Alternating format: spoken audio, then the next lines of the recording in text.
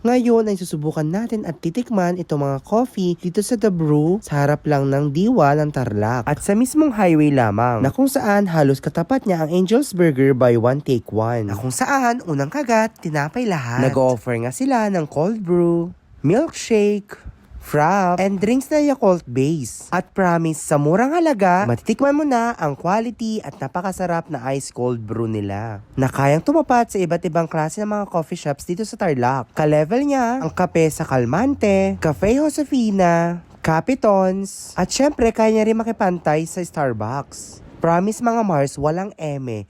Napakasarap nitong drinks nila. Napakasulit at napaka-quality nitong drinks nila. Na kung saan nagkakalaga lang ito ng 49 pesos. Gagawin at titimplahin ito mismo sa iyong harapan. Na kung saan gumagamit sila ng mga premium products para sa paggawa ng mga drinks nila. Yun lang, si kuya medyo suplado.